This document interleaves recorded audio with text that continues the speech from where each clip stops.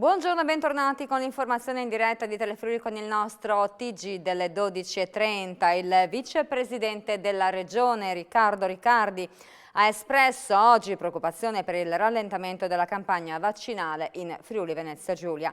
In occasione dell'inaugurazione del punto di somministrazione di Ronchi dei Legionari ha sottolineato che le prenotazioni stanno rallentando anche nelle ultime fasce di popolazione attivate. In questo momento, ha rimarcato Riccardi, è fondamentale tenere ben presente che i vaccini sono lo strumento più efficace nella lotta al Covid e che tutti i prodotti usati in Italia e in Friuli Venezia Giulia sono sicuri e garantiscono le stesse prestazioni. L'auspicio è quindi che questa tendenza, la quale appare abbastanza in linea con quella dell'adesione al vaccino anti-influenzale, si inverta quanto prima. Al momento infatti il nostro sistema sanitario ha sia una buona disponibilità di vaccini sia la capacità di somministrarli a un numero elevato di persone. Garantire la prossimità dei centri di somministrazione è un elemento importante nella campagna vaccinale, ma l'allestimento di queste strutture deve essere coerente con la domanda di vaccinazione. L'organizzazione dei siti e il personale messo in campo per l'attivazione dei centri vaccinali richiedono uno sforzo notevole per il sistema sanitario regionale, ha poi concluso il vicegovernatore. Quindi, per ottenere risultati rilevanti devono essere eseguite alcune centinaia di inoculazioni al giorno, come avverrà a Ronchi dei Legionari. E il vicepresidente della regione ha anche annunciato che c'è l'intenzione di aprire il vaccino anche ad altre fasce di popolazione. Andiamo adesso a Gorizia. Entro la seconda metà del mese di maggio l'ospedale San Giovanni di Dio sarà interamente Covid-free dopo il periodo di emergenza della prima ondata. Intanto questa mattina, come abbiamo già accennato, sono stati attivati due nuovi poli vaccinali, quello di Aurisina e quello di Ronchi dei Legionari. Giovedì invece sarà la volta del taglio dei nastro per i nuovi hub di Cormons e di Muggia. Sentiamo. Prosegue il piano di progressiva riconversione dei posti letto dell'ospedale San Giovanni di Dio a Gorizia da Covid in non Covid.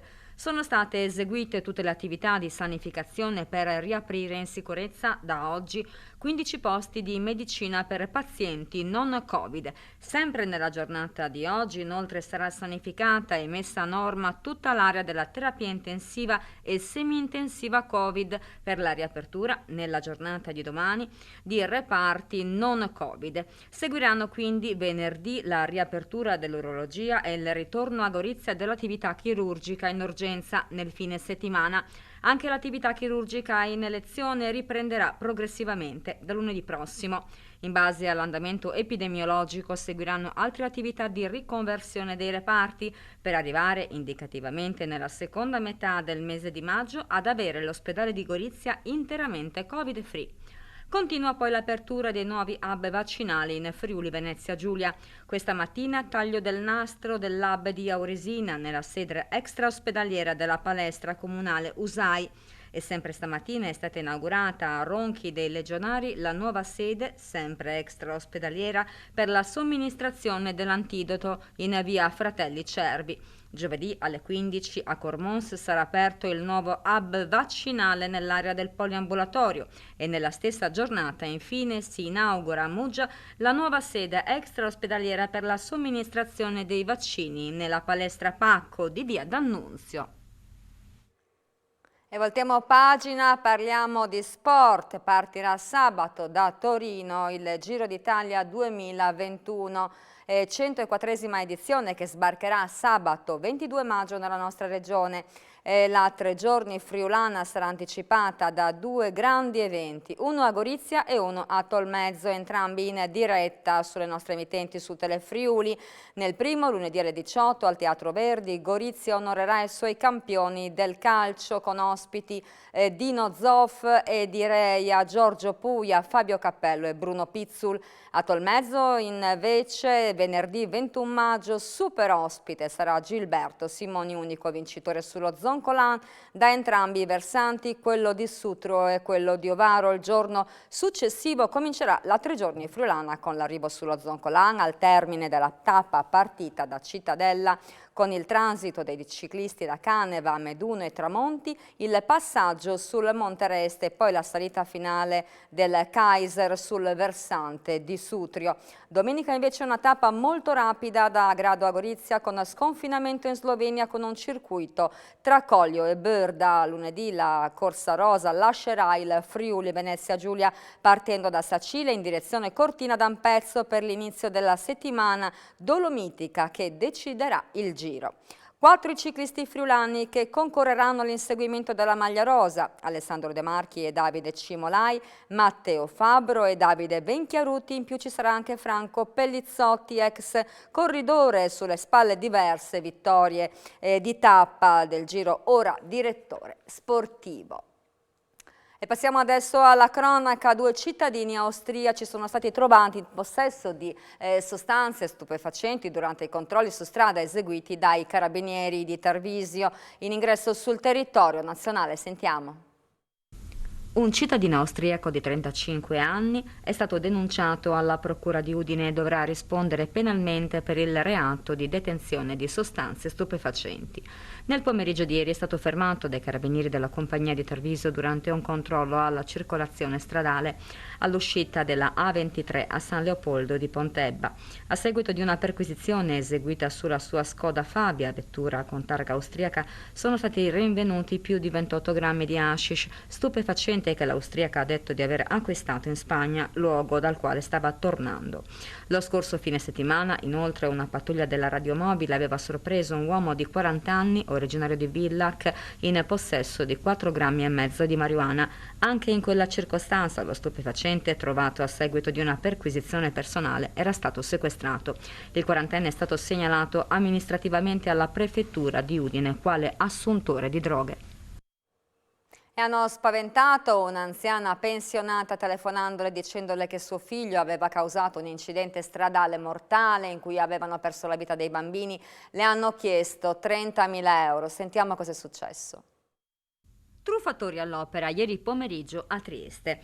Nel primo caso hanno telefonato a un'anziana spacciandosi per carabinieri dicendole che il marito aveva provocato un incidente stradale e che per pagare i danni ai veicoli coinvolti avrebbe dovuto versare una somma da patuire e che il ritiro del denaro sarebbe avvenuto dopo pochi minuti. Il marito però era in casa, ha allertato le forze dell'ordine e la truffa è stata sventata. Nel secondo caso, invece, i malviventi hanno telefonato a un'altra donna anziana spacciandosi per poliziotti, dicendole che il figlio aveva provocato un incidente mortale, vittime dei bambini. Per non arrestarlo avrebbe dovuto consegnare 30.000 euro. Si è presentata poco dopo una sedicente poliziotta con un'uniforme nera incaricata di ritirare tutti i soldi e i monili in suo possesso. L'anziana spaventata ha consegnato i preziosi che aveva in casa e solo dopo si è accorta di essere stata truffata. Allertata, la sala operativa della questura di Trieste a nulla sono valse le ricerche estese in tutta la provincia. Ed è di 4 feriti, di cui uno grave, il bilancio di un incidente stradale accaduto questa mattina lungo l'autostrada 4 nel tratto compreso tra Latisana e Portogruaro in direzione Venezia per causa in corso di accertamento da parte della polizia stradale. Sono rimasti coinvolti in un tamponamento 3 mezzi pesanti, li vedete nelle immagini. Uno dei conducenti è stato estratto dai vigili del fuoco che sono giunti da più parti, così come anche i sanitari. È stato trasportato all'ospedale di Udine. L'autostrada dovrebbe riaprire a breve. Anche le piccole imprese potranno essere coinvolte nell'ambito di interventi di ristrutturazione grazie all'accordo siglato in Regione tra Udine tra Civibank e Friuli. La Regione ha anche puntato sullo snellimento dell'iter burocratico. Sentiamo. Si aprono nuove prospettive per quanto riguarda il bonus casa, quindi si tende a facilitare la possibilità di accedere appunto a questo bonus casa e anche di mettere le aziende nella condizione di poter lavorare, aprendo anche alle aziende di dimensioni più piccole che al momento sono forse le più penalizzate, no? da questo punto di vista. Sì, questo è vero. Diciamo che c'erano 2 settori che creavano difficoltà, quello amministrativo burocratico e poi quello finanziario. quello amministrativo burocratico abbiamo fatto, non più tardi della settimana scorsa, una serie di norme, io le ho presentate prima in giunta poi in consiglio, che sono state approvate, che vanno nella direzione della semplificazione dal punto di vista appunto burocratico. Ed è una semplificazione non banale, perché dal territorio ci arrivavano segnali di difficoltà da parte sia dei tecnici privati, quindi dei professionisti, ma anche dei tecnici comunali, per poter portare a buon fine la pratica del 110 famoso, del bonus 110.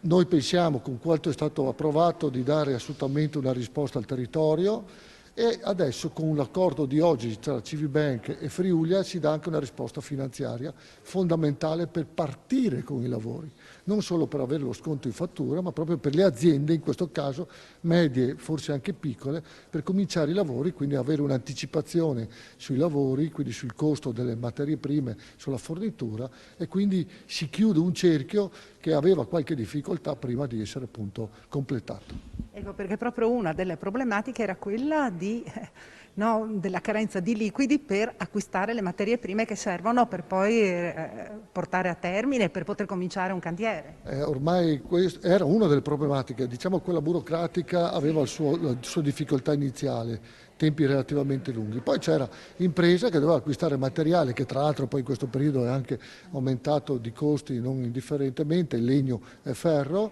materiali che dovevano essere pagati in anticipo per poter iniziare i lavori e quindi avere una certa liquidità in casa da parte delle piccole e medie imprese, che non sempre era così scontata, e quindi con questo accordo si dà avvio a quello che è il procedimento poi finale che serve per arrivare al risultato. Bene, grazie all'assessore Graziano Pezzimenti. Ed era l'ultima notizia del nostro TG, ma l'informazione in diretta su Telefriuli torna tra pochissimo con A voi la linea. Buon pomeriggio!